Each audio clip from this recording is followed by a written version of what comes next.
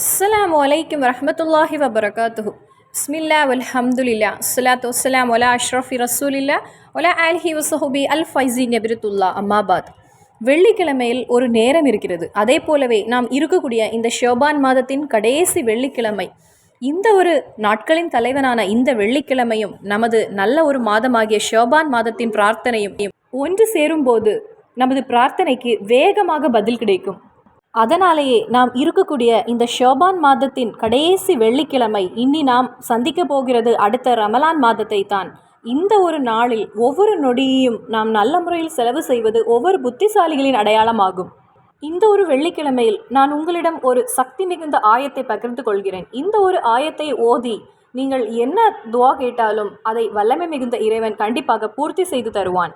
அதிலும் முக்கியமாக வெள்ளிக்கிழமையின் சிறப்பும் இந்த ஷோபான் மாதத்தின் கடைசி வெள்ளிக்கிழமையின் சிறப்பும் இனி ஒரு மாதம் தொடங்க போகிறது. எந்த ஒரு மாதத்தின் தொடக்கத்திலும் ஒரு மாதத்தின் இறுதியிலும் ஒரு அடியான் கேட்கக்கூடிய துவாவுக்கு ஹிஜாபத்து அதிகமாக உண்டு.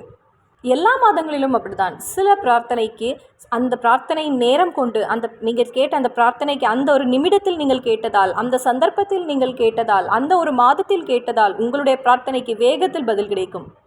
இன்னும் இந்த பிரார்த்தனை நமக்கு கற்றுத்தந்தது நமது இறை தூதர் ஸல்லல்லாஹு அலைஹி வஸல்லம் ஆகும். புனிதமான திருமறை குரானிலே இருக்கிறது. நீங்கள் கடன் கொடுத்தால் அதை எழுதி வைத்துக் கொள்ளுங்கள். கடன் கொடுத்தவர்களுக்கு சிறிது கால அவகாசம் கொடுத்து கொள்ளுங்கள். இன்னும் அந்த கடன் என்பது கபரை வர கொண்டு சேர்க்கிறது என்றும் நமக்கு நமது இஸ்லாம் கற்றுத்தந்திருக்கிறது. கடன் அதிகமாக போகக்கூடிய அந்த நிலை வரும்போது மனதில் அதிக அளவில் டென்ஷன் ஏறி அவர்கள் இன்று ஈமானை விட்டு தற்கொலை வர செய்ய தயாராகி விடுகிறார்கள். அதனாலேயே கடன் இருக்கக்கூடிய ஒவ்வொரு மனிதரும் அதை சீக்கிரம் அடைப்பதற்குள்ள முயற்சியை எடுத்துக்கொள்ளுங்கள். அல்லாஹ்வுடைய ரசூல் ஸல்லல்லாஹு அலைஹி வஸல்லம் கடனை அடைப்பதற்கு கற்றுத்தந்த ஒரு ஆயத்தை நான் உங்களிடம் பகிர்ந்து கொள்கிறேன். இந்த ஒரு மருந்து நிறைய பேர் பயன்படுத்தாத ஒன்றும் நிறைய பேருக்கு தெரியாத ஒரு விஷயமாகும். ஒரு முறை நமது இறைத்தூதர் ஸல்லல்லாஹு அலைஹி வஸல்லம் அவர்களிடம் முஹாத் இப்னு ஜபல் ரலியல்லாஹு அன்ஹு அவங்க சில கவலைகளை கூறினாங்க. அவர்களுடைய சில வேதனைகளை, சில சிரமங்களை பற்றி கூறினாங்க. அந்த நேரத்தில் நமது ரசூலுல்லாஹ் ஸல்லல்லாஹு அலைஹி வஸல்லம் சில பரிசுகளை அவங்களுக்கு வழங்கினாங்க. அது என்னன்னு தான் நான் இந்த இடத்துல உங்களிடம் பகிர்ந்து கொள்கிறேன். அந்த ஒரு பரிசை நாமும் நமது வாழ்க்கையில் கொண்டு வந்தால் இன்ஷா அல்லாஹ் நமது வாழ்க்கையில் உள்ள அனைத்து கடனையும் ரப்பு நீக்குவான். நமது வாழ்க்கையில் நாம் அனுபவிக்கக்கூடிய வேதனைகளையும் கவலைகளையும் கஷ்டத்தையும் இறைவன் போக்கிவிடுவான். கடன்கள் என்பது அடைவது மட்டுமல்ல, நாம் செய்யக்கூடிய ஒரு பிஸ்னஸ் இருந்தால் அந்த பிஸ்னஸில் ஒரு முன்னேற்றம் நமக்கு கிடைக்கும். இன்னும் நாம் என்ன ஒரு தொழில் தொடங்கினாலும் அதிலெல்லாம் நமக்கு ஒரு முன்னேற்றத்தை பார்க்க முடியும். இந்த ரஜப் மாதத்தில் உங்களுடைய தேவை நிறைவேற வேண்டும் என்று நீங்கள் நினைத்தால், உங்களுடைய கடன் அடைந்து கிடைக்க வேண்டும் என்று நீங்கள் நினைத்தால் இன்ஷா அல்லாஹ் இந்த ஒரு நிதியை நீங்கள் இறுக்கமாக பிடித்துக் கொள்ளுங்கள். ஒரு முறை நமது இறைத்தூதர் ஸல்லல்லாஹு அலைஹி வஸல்லம் அவர்களுடைய அருகில் மகானான முஹத் இப்னு ஜபல் ரலியல்லாஹு அன்ஹு அவங்களுடைய பக்கத்தில் வந்தாங்க. அருகில் வந்துவிட்டு இறைத்தூதரை பார்த்து கூறிய விஷயம், ரசூலே, எனக்கு நிறைய கடன் இருக்கிறது. என்னுடைய கடன் அடைந்து கிடைக்க நீங்கள் இறைவனிடத்தில் துவா செய்ய வேண்டும். அல்லாஹ்வுடைய ரசூல் ஸல்லல்லாஹு அலைஹி வஸல்லம் சொன்னாங்க, நான் இன்ஷா அல்லாஹ் உங்களுக்கு வேண்டி துவா செய்கிறேன். இந்த முஹாத் இப்னு ஜபல் ரலியல்லாஹு அன்ஹு அவங்க எப்பொழுதுமே தொழுவதற்காக மதீனா பள்ளியில் முதல் சப்பில் இருப்பாங்க. நமது இறைத்தூதர் ஸல்லல்லாஹு அலைஹி வஸல்லம் அவர்களும் எல்லா தொழுகையிலும் முஹாத் இப்னு ஜபல் ரலியல்லாஹு அன்ஹு அவர்களை பார்ப்பாங்க. ஆனால் அன்றைய தினம் ஒரு வெள்ளிக்கிழமையில் ஜுமாவுடைய தொழுகைக்கு முஹாத் இப்னு ஜபல் ரலியல்லாஹு அன்ஹு அவங்க வரவில்லை. உடனே சஹாபாக்களை பார்த்து நமது ரசூல் ஸல்லல்லாஹு அலைஹி வஸல்லம் கேட்டாங்க, முதல் சபிலேயே இருக்கக்கூடிய முஹாத் இப்னு ஜபல் ரலியல்லாஹு அன்ஹு அவங்களுக்கு என்ன ஆச்சு, ஏன் அவங்க பள்ளிக்கு தொழ வரவில்லை என்று. சஹாபாக்கள் யாருக்கும் என்ன விஷயம் என்று தெரியவில்லை. உடனே நமது இறைத்தூதர் ஸல்லல்லாஹு அலைஹி வஸல்லம் அவர்களை தேடி வீட்டிற்கு சென்றாங்க.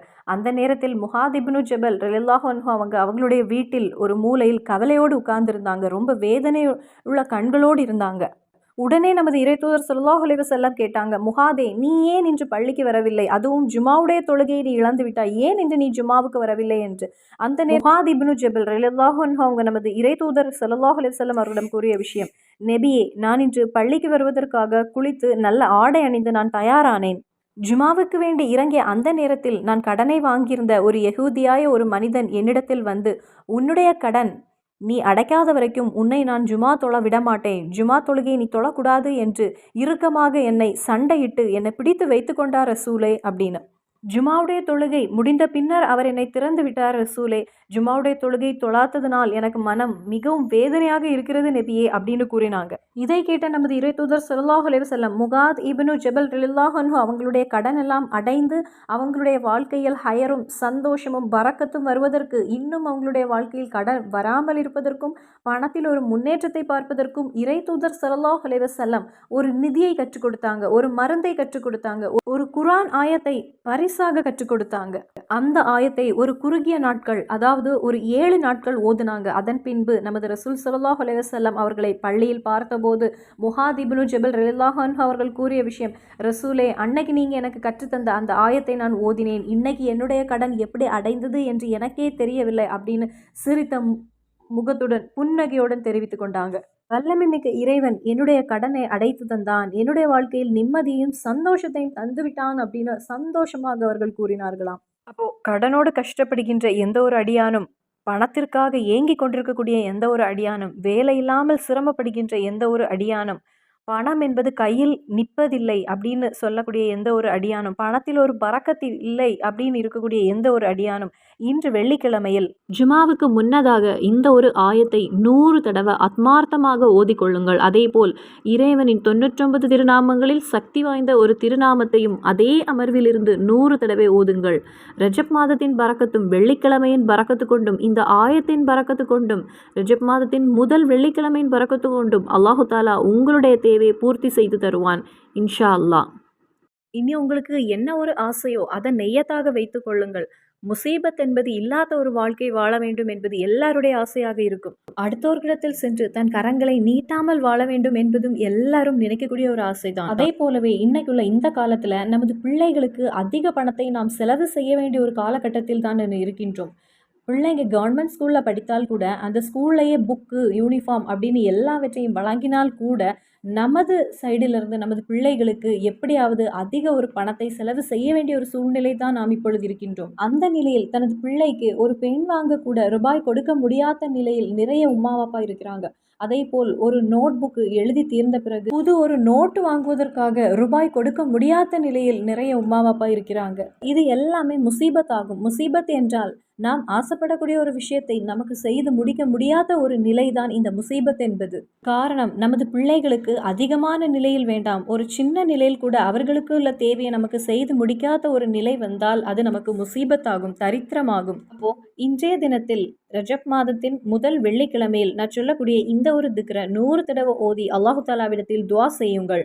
அதன் பிறகு இறைவனுடைய சக்தி மிகுந்த இந்த ஒரு திருநாமத்தை உங்களால் எவ்வளவு முடியுமோ அந்த எண்ணிக்கையில் ஒரே அமர்வில் இருந்து இன்றைய தினத்தில் ஓதிக்கொள்ளுங்கள். இனி அந்த சக்தி மிகுந்த ஆயத்து சூரத்து ஆல் இம்ரான்ல 26வது ஆயத்து. குலில்லாஹும்ம மாலிகுல் முல்கி துதில் முல்க மன் தஷாஅ வ தன்சியுல் முல்க மிம்மன் தஷாஅ வ துஇஸ்ஸு மன் தஷாஅ வ துதில்லு மன் தஷாஅ பியதில் ஹைரு இன்னக அலா குல்லி ஷைஇன் கதீர். இந்த சக்தி மிகுந்த ஆயத்துடைய அர்த்தம், யா அல்லாஹ், எல்லா ஆட்சிக்கும் அதிபதியே, நீ விரும்பியோர்களுக்கு ஆட்சியை கொடுக்கிறாய், நீ விரும்பியோர்களிடமிருந்து ஆட்சியை பறிக்கிறாய், நீ விரும்பியோர்களை உயர்த்துகிறாய், நீ விரும்பியோரை தாழ்த்துகிறாய், நிச்சயமாக நீ வல்லமை மிக்கவன். அதான் இந்த ஆயத்துடைய அர்த்தம். இந்த ஒரு ஆயத்துல இறைவனுடைய சக்தி மிகுந்த ஒரு திருநாமமும் வருகிறது. இந்த ஆயத்துடைய பவர் அவ்வளவு பெரியதாகும்.